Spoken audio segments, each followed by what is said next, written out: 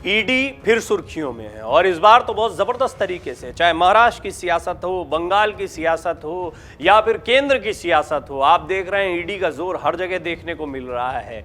और अगर आज की खबर की बात करें तो संजय राउत के घर पर ईडी की टीम पहुंची हुई है। उनको बार बार समन किया गया था।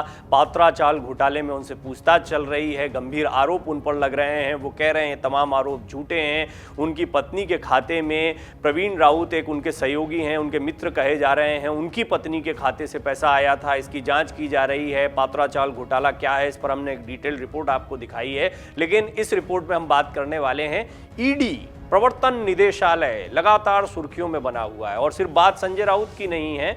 अगर हम बात करें कांग्रेस के पूर्व अध्यक्ष राहुल गांधी की, उनके सामने भी कई सवाल ईडी की तरफ से रखे जा रहे हैं। सोनिया गांधी से सवाल पूछे जा रहे हैं। इसको लेकर जबरदस्त कांग्रेस ने प्रदर्शन भी किया।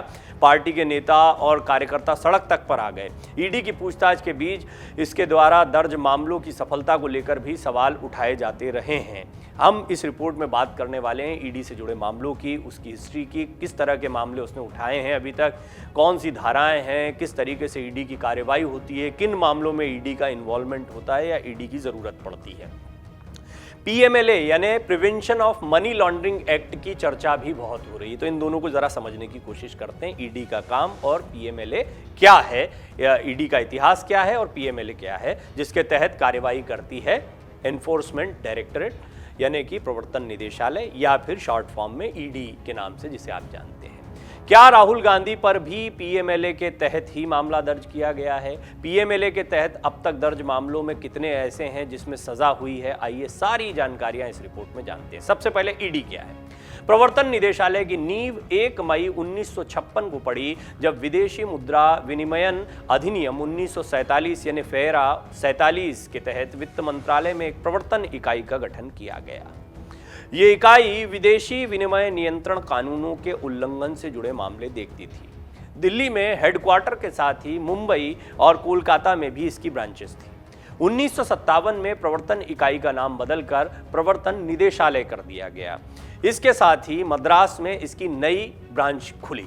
1960 में प्रवर्तन निदेशालय का प्रशासनिक नियंत्रण आर्थिक मामलों के विभाग से राजस्व विभाग के पास आ गया। आज भी इसका प्रशासनिक नियंत्रण वित्त मंत्रालय के तहत आने वाले राजस्व विभाग के पास है। 1991 में जब आर्थिक उदारीकरण की प्रक्रिया शुरू हुई तो फेरा कानून को निरस्त कर दिया गया। 1 जून 2000 को विदेशी मुद्रा प्रबंधन अधिनियम 1999 यानी फेमा ने इसकी जगह ले ली। 2002 में अंतर्राष्ट्रीय मानकों के अनुरूप prevention of money laundering act, ये जो पीएमएलए आप सुनते हैं, 2002 पीएमएलए आ गया। 1 जुलाई 2005 से ईडी को इस कानून को लागू करने का काम मिला। आर्थिक अपराध करके विदेश भाग जाने के बढ़ते मामलों को देखते हुए 2018 में सरकार ने fugitive economic offender act 2018 FEOA ये प्रस्तुत किया, इसको लेकर आई। 21 अप्रैल 2018 से ईडी को इस कानून के तहत कार्रवाई करने का अधिकार मिल गया। पीएमएलए क्या है, इसके तहत कार्रवाई कैसे करती है ईडी, ये आपको बताते हैं।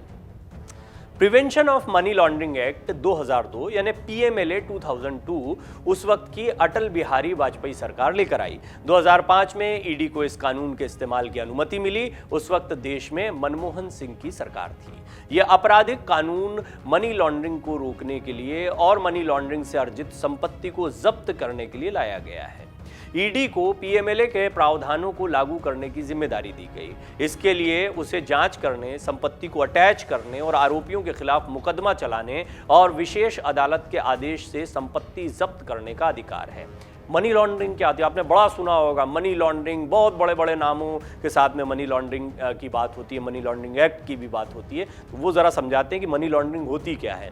आम भाषा में कहें तो गैर कानूनी तरीके से बड़ी मात्रा में धन अर्जित करने और उसे फिनेंशियल सिस्टम में डालने को मनी लॉन्ड्रिंग कहा जाता है। यानी गैर कानूनी तरीके से कमाई गई ब्लैक मनी को व्हाइट मनी में बदलने की प्रक्रिया को मनी लॉन्ड्रिंग कहते हैं।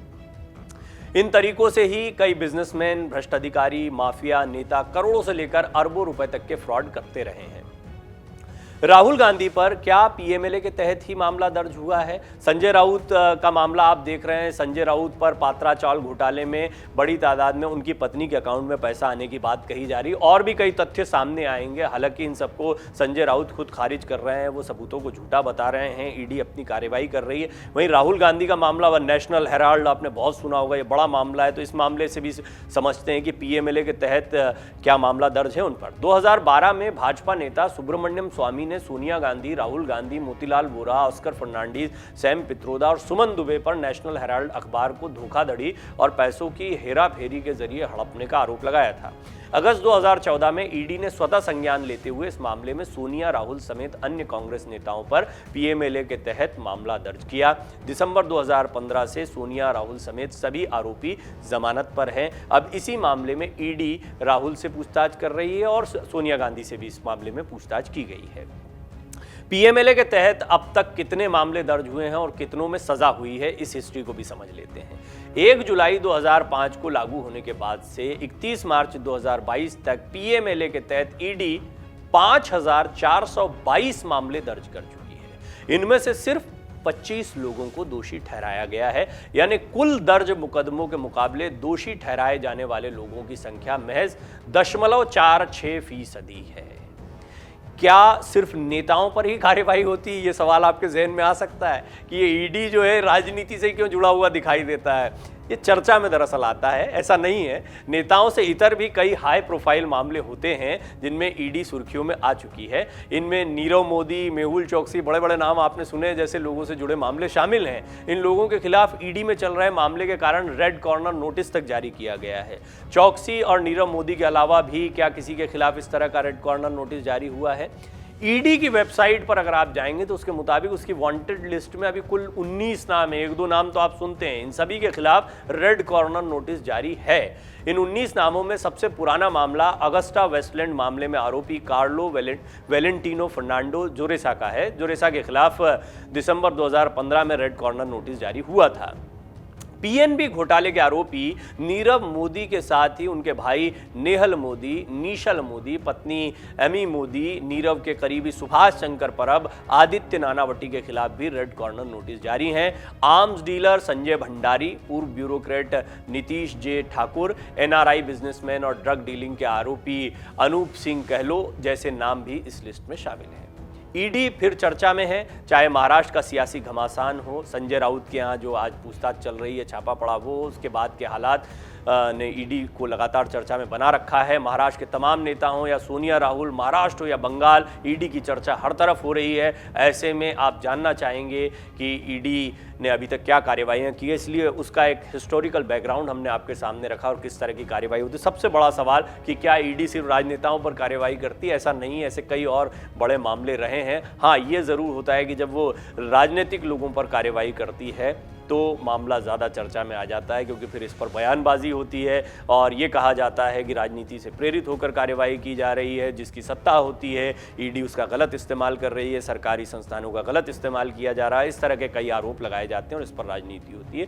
लेकिन ये बात भी सही है कि वित्तीय अनियमितता पर कोई स्पष्टीकरण नहीं दिया जाता है, सबूतों को झुठला दिया जाता है। बहरहाल ईडी अपना काम कर रही है और राजनेताओं के जो मामले सामने आ रहे हैं उस पर कार्रवाई भी हो, क्योंकि अभी तक हमने ये देखा है कि दोषी पाए जाने वालों की तादाद बड़ी कम होती है। तो ये एक चिंताजनक विषय है कि तमाम घोटाले होते हैं जिनके बारे में सबूत रखे जाते हैं, फिर दोषी कितने लोग पाए जाते हैं, या फिर जिन लोगों के खिलाफ मामले दर्ज हुए थे वो क्या मामले गलत साबित हुए थे। और फिर एक बात ये भी होती है कि जो सत्ताधारी दल के साथ चला जाता है क्या उस पर ईडी की कार्रवाई नहीं होती? ये भी बड़ा गंभीर मसला है। कुछ सवाल हैं, इन सवालों के साथ आपको छोड़े जाते हैं, लेकिन इस रिपोर्ट में आप समझ पाए होंगे कि ईडी किस तरह से काम करती है, ईडी का क्या इतिहास रहा। डाउनलोड करें अमर उजाला ऐप और पाएं खबरें लगातार। अगर आप ये वीडियो YouTube पर देख रहे हैं तो हमारे चैनल को सब्सक्राइब करें और बेल आइकन को दबाना ना भूलें। अगर आप Facebook पर ये वीडियो देख रहे हैं तो हमारे पेज को लाइक करें।